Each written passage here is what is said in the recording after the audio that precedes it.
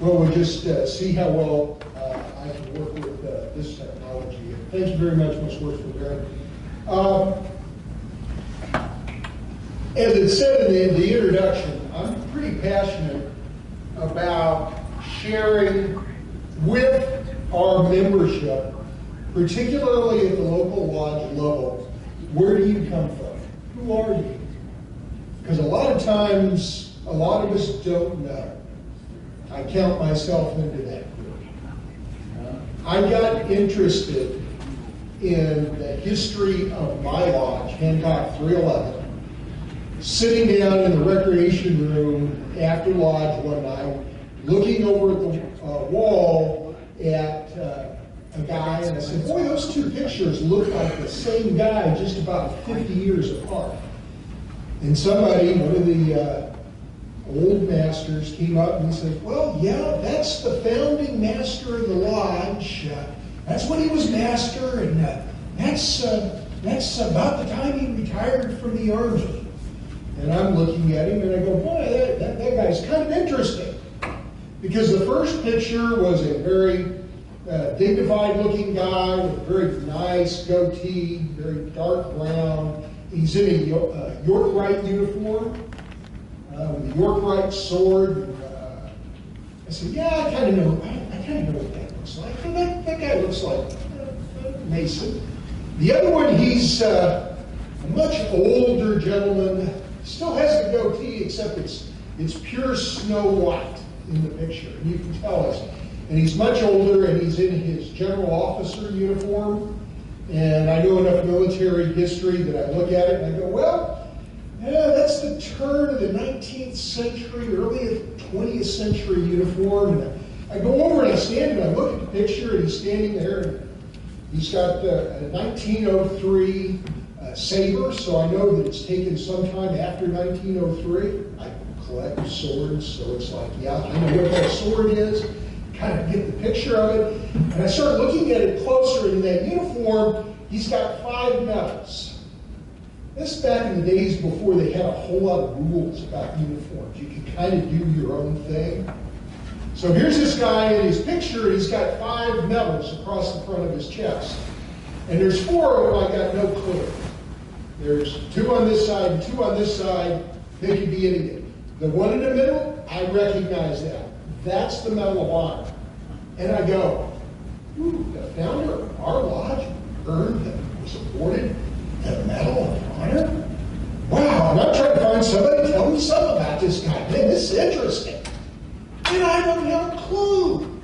So I go look it up. Now, fortunately in our lodge, we have all the minute books and all the sign-in books back to 1888 when the lodge was founded. And I can tell you that he showed up to lodge every year. He was there. Every time they had a meeting, and they had a meeting about once a week, sometimes one on Saturday, they did a homework. And he showed up every time. Didn't know a whole lot more. So I started researching about a guy, and he's kind of fascinating because he's got the greatest, nobody names their kids like this anymore. Carly Augustus Woodruff. Come on. That's got to be a great name.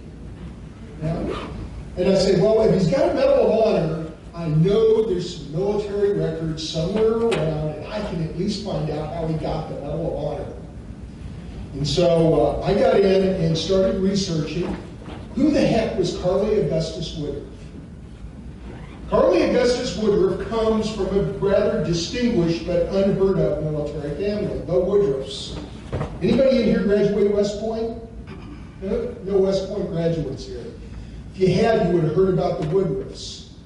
9 generation of West Point graduates. 14 different family members, beginning with Carly's dad. Carly's brother is a graduate. Carly isn't. He didn't go there. He wanted to be a topographic engineer. It's one of those things you find out. And so he went to Emerson Polytechnic, which I think is part of George Mason University in Washington, D.C. And at the ripe age of 19, graduated with a degree and joined the topographic engineering department of the government. It's now known as the National Geospatial Intelligence Agency, but it tracks its lineage all the way back, and he was a member of that. And he joins in 1860. Yes, now I'm getting a little clearer version. Okay, he was a civilian employee of the government in 1860. Good deal. Doesn't tell me how I got the Medal of Honor, but at least I got a little more. So I go back and look and start reading a little bit about him and find out a little bit more, principally by reading about his father. His father ends up as a major general in the Civil War. So I find out about Carly. And looking at Carly, and then encouraging me to look at some of the other members. For instance, our building, we're on Fort Leavenworth, Kansas. Every building has a name and a number because it's an Army installation. So our lodge is located at Daniel Hall Boughton Memorial Hall. The only Masonic lodge that we're aware of authorized by act, or only Masonic lodge building authorized by act of Congress. And I'll get into that in a little bit here in a minute. But I got researching some of those other things as I went along and discovered that as you start looking at the history of your lodge, you start discovering that one generation starts influencing the next generation. That these people impact those people, that impact those people, and that Masons have a tendency to keep kind of bumping into each other as you go along. Yeah. And sometimes it's really hard to figure out what drove that, but you realize that these people knew each other even though they're 20 or 30 years difference in their ages. So as you come along and you start to study that, and I said, okay, well, there's probably some lessons for me individually by looking at what these guys stood for, what did they do in their lives, how did they impact the world, and how can I share that with the other members of the lodge so that you understand that you have a tradition to uphold. So I'm going to real quickly go back and pick up at Carly and kind of run you forward to me, because it's easiest that way for me, because I'm the guy who sort of came up with the how does it impact it? If I got to sell it, I'm the salesman. I better tell you how it impacted me. That might help sell the idea. Carly Augustus Woodruff. He's the young fellow over on the right-hand side leading up against the cannon. He, in 1861, he talks his father into helping him get a commission in the Union Army. And he joins the 2nd Regular Artillery. Initially is in L Battery, and then L Battery and B Battery are merged to form M Battery and become Horse Artillery. In other words, they're assigned to a cavalry unit. And Woodruff becomes the executive officer of the battery. This battery happens to end up being assigned to the Michigan Brigade of Cavalry as the war goes on. They fight on the peninsula, they fight a number of other places. They are at both Fredericksburg and Chancellorsville, although because they're with the cavalry, they don't really get to do any of the things that you read about in the history books. They don't really start to become real famous until, as Most Worshipful Mike Halloran was talking about last night, at Gettysburg. And so on the 3rd day of Gettysburg, which was part of Most Worshipful Mike's piece, everybody knows what's going on, right?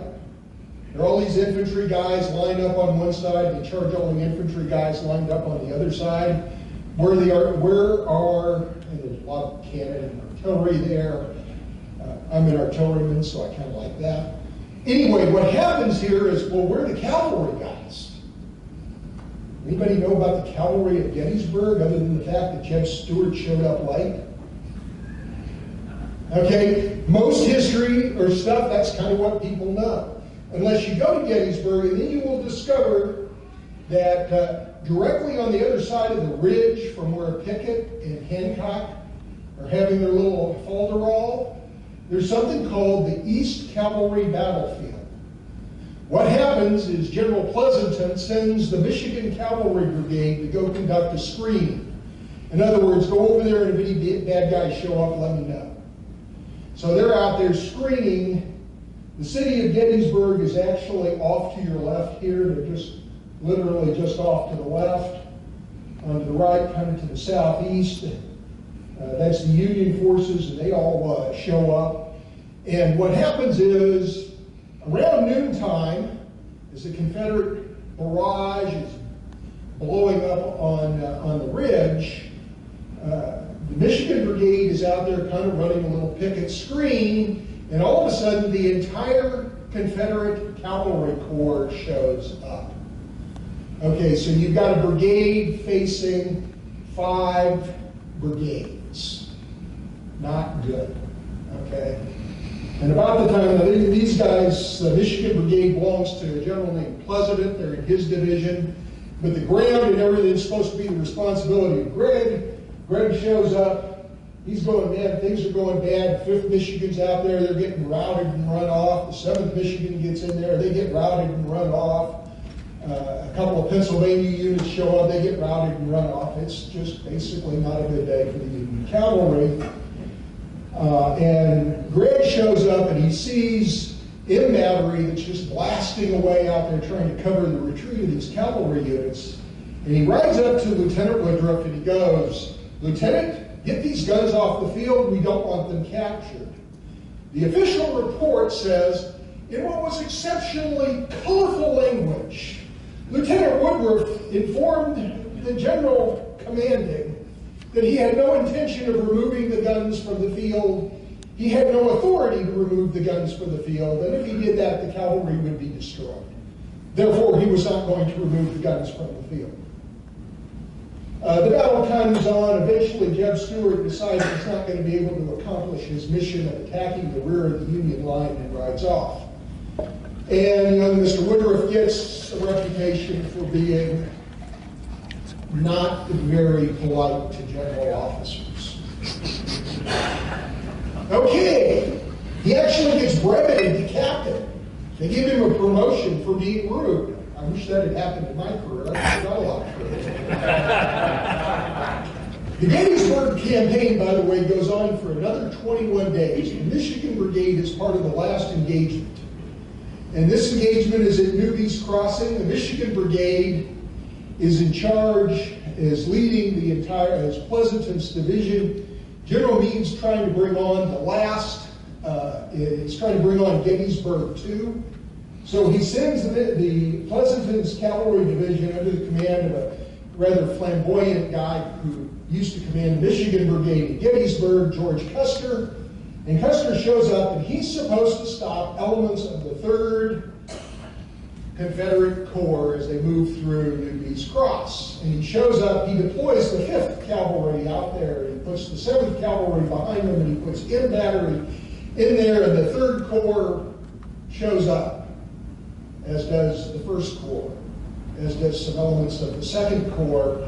And as becomes a habit of this particular general officer, he starts to get surrounded by the bad guys. There's a historical pattern here. In fact, you can trace it through about 6 engagements. Ends up in the Dakotas, I believe. They're kind of a bad day for him several years later. But it's not the first time. This guy has a pattern of doing it. He rides up, and at this time he informs Woodruff, who is acting commander of the battery, again, to spike the guns and get the horses off the field. We've got lots of guns, but we don't have a lot of cannoneers. Woodruff informs him that if he does that, and in fact, he tells the general that he is this time in the record, they actually write down not exceptionally colorful language, "Damn, General, I shall not do that. Your cavalry will be destroyed. You are a damn fool."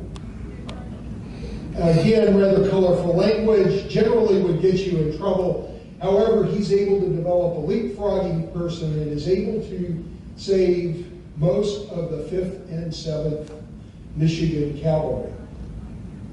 The 5th Michigan does lose about half the regiment in this engagement.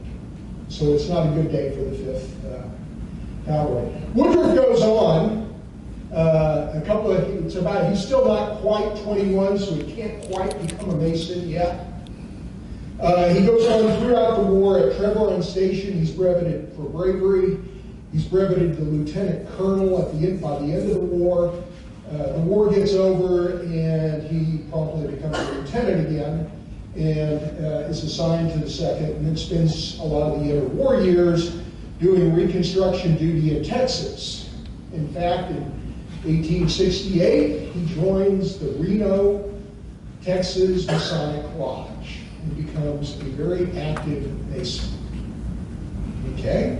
Good guy. Great guy. Does all that. Eventually, by 1887, he shows up in Fort Leavenworth, and for no reason that I can find anyone saying, he decides that Fort Leavenworth needs to have a Masonic Lodge. There's another great story in there, but I don't know it. Why is there a great story? Because the city of Leavenworth has 3 Masonic lodges. The city of Easton has a Masonic lodge. It's about 5 miles away. It's about 1.5 miles, 2 miles down to where the Leavenworth lodges all meet. 6 miles if you want to go somewhere else. So there's a lot of places that he could have gone to lodge. And I know for a fact that he attends Yorkright in Leavenworth. And he attends the Yorkright meetings in Leavenworth. In fact, he's a founding member, yes, of that evil organization. He's the first assistant rabbin of the Abdallah Shriners. So he's kind of in there. But for one reason or other, he and 26 other Masons on Fort Leavenworth decided to form a lodge. And in 1888, received a charter. He goes on throughout his career, serves in Cuba during the Cuban War. We'll kind of talk about that in a minute, where he bumps into some other Masonic folks and bumps into some other people that will play a role in Fort Leavenworth. In 1904, he gets retired as part of the route reforms as a brigadier general and becomes the inspector of militia for North Carolina, and moves to Raleigh and spends his retirement there. In 1907, for some reason or other, again, not very clear, he demits out of the North Carolina lodges and returns and becomes a member of Hancock and remains a member of the lodge until his death in 1913. Very interesting guy, clearly something else. While he is master of the lodge, he attends the funeral in Atchison, Kansas of Morgan D. Lane. Morgan D. Lane is a really interesting guy. He receives the Medal of Honor on the 6th of April, 1865, as the chief bugler of the 6th Corps of the Union Army, capturing the flag, which is the command and control element of the gunboat Nesmond. There's the flag. There's the sketch of the gunboat Nesmond. This is kind of the group of guys that captured that particular flag. Again, a very interesting story. What happens here is the gunboat Nesmond had been up the Appomattox River until they ran out of river to go on, so they burned the gun, and the Marines and members of the gunboat become infantry and are caught as in part of the Battle of Sailor's Creek. And Morgan D. Lane, who had been a cavalryman, yes, in the 5th Cavalry, 5th Michigan, captures the flag. Of course, he's not in the 5th Michigan at this time. What happens here is he eventually moves to Atchison, Kansas, and is a member of Atchison Lodge number 5, George Washington, and dies the year that Woodruff is master of Hancock Lodge. And there is a note in the minutes that that several members of the lodge had attended the funeral of a colleague. They don't say who it is, and when you compare his dates and the dates in the minutes, you realize that they had left from Leavenworth and rode up to Atchison to attend a brother's funeral. What's interesting is at that time he was completely destitute. The local newspaper there talks about how the Masonic Lodge had taken care of Brother Morgan in his last years. He had lived with a member of the lodge and his family in the lodge itself, buried him with help of other area Masons. Again, it's kind of a great mystery story as you go to figure all this out. So as I quickly kind of run along, there's a bunch more I could do here, but I promised I'd try to stay on time. I mentioned that Woodruff went and fought in the Philippines. Or, well, not in the Philippines, yeah, he did do that, but he fought in Cuba. In Cuba, another member, those days, a Captain Daniel Hall Boughton, the guy the lodge building is named after, was a captain in the 3rd Cavalry, came to the attention of another brother by the name of Theodore Roosevelt, who rated him as one of the 4 officers involved in cavalry operations in Cuba that knew what he was doing. That's referenced several times in Roosevelt's book on Cuban operations. There's also a letter in 1910 when Roosevelt writes the Department of War that he believes we're about to go to war with Mexico, and if they do, he will raise a volunteer cavalry division, and he lists his brigade commanders, one of whom is the same Daniel Hall Boughton, currently teaching at the Command and General Staff School on Fort Leavenworth, and at that time, the just junior past master of Hancock Lodge. Sort of an interesting book. The other guy on the side is John H. Atwood. John H. Atwood actually belongs to Leavenworth Lodge number 2. He is hired by Daniel Hall Boughton to represent a private in the Philippines who has been arrested for shooting a Filipino while on guard duty, court-martialed, acquitted, and then tried in the territorial federal court and convicted and sent to 20 years of hard labor. The Department of War could not get involved, but the Chief of Staff of the Army informed Major Boughton that he would head a subscription service and find a suitable lawyer to represent this young man. And John H. Atwood was the other lawyer that Boughton chose, takes the case to the Supreme Court. It's one of 6 cases Atwood wins in the Supreme Court and sets the precedent that a military court-martial is a federal trial and therefore double jeopardy attaches. The guys in the middle are the chief justices that they tried the case in front of. And there's some more that kind of goes in there, but as I'm kind of rolling along with time here, I want to get. While we're in the Philippines, Boughton has contact with 2 other members of the lodge, John Thomas Kennedy and Louis J. Van Seck. These are 2 other interesting guys, and yes, there seems to be a pattern here. Both of these gentlemen in the Philippine insurrection are also awarded the Medal of Honor. They all will also become members of Hancock Lodge. Therefore, the tie. Boughton knows them there. Kennedy is the governor of one of the islands in Mindanao. Van Seck is a senior staff officer, and they do a lot of things together. Kennedy will go on in the First World War to receive Distinguished Service Cross, 2 Silver Stars, and Purple Heart. Van Seck will end up with a Distinguished Service Cross and be the Inspector General of the occupation of Germany. They also serve with Pershing during the expedition. Boughton was on tap to do that. He was given command of the 10th Cavalry. We talked about them earlier today. They are the Buffalo Soldiers, one of the 2 regiments. The 10th Cavalry at Fort Huachuca, Arizona, on the 1st of July, 1914. Unfortunately, on the 14th of July, or the 14th of August, while walking to a parade, he has a massive coronary. He is buried in Arlington Cemetery. One of the interesting comments is the description of his funeral cortege. The engineer band from Fort Belvoir, 2 battalions of troops, and 200 Masons from Alexandria Lodge. Boughton had never sat in that lodge. There is no record of him knowing anyone from that lodge. They were simply asked to participate. Now, Thomas is kind of an interesting guy. He's real successful. He's another artilleryman.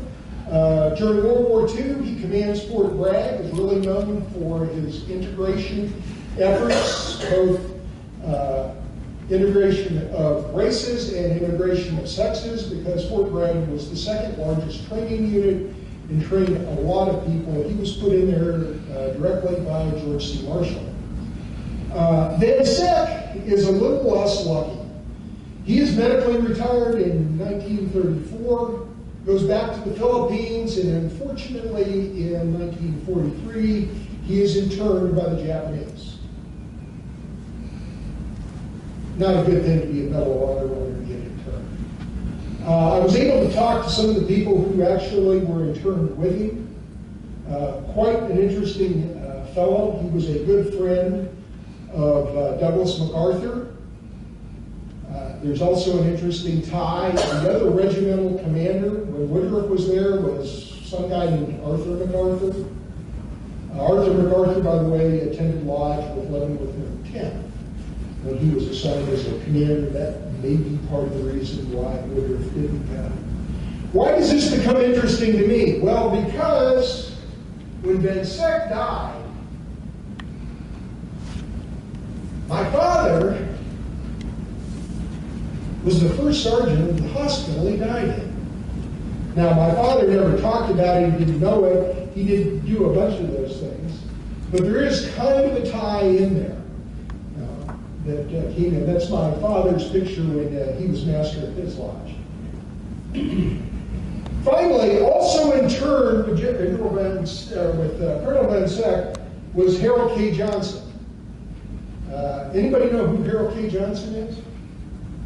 Chief of Staff of the Army? That's correct. He's Chief of Staff of the Army during the Vietnam period. Also a member of the Lodge. Over there in the other picture is Rupert Frank Glover. Rupert's one of my, I always like to use Rupert because he hated that name. Wishful brother Frank was one of my mentors as I was in the Lodge, and particularly when I was master the first time. Here he is as a national sojourner doing the flag building. You may notice the guy over in the corner. He's sitting back in the back of the world, most wishful Rick Record. Rupert was Johnson's biographer and wrote the definitive history on Harold K. Johnson. Johnson commands a battalion of Philippine scouts. That's where he's captured. He spends World War II as a guest of the Japanese. Commands a regiment in the Korean War, then a division. He comes back, and by the 1960s is the Chief of Staff of the Army. When you look at these people, you start to draw a couple of broad generalizations about service, about dedication, and about self-sacrifice.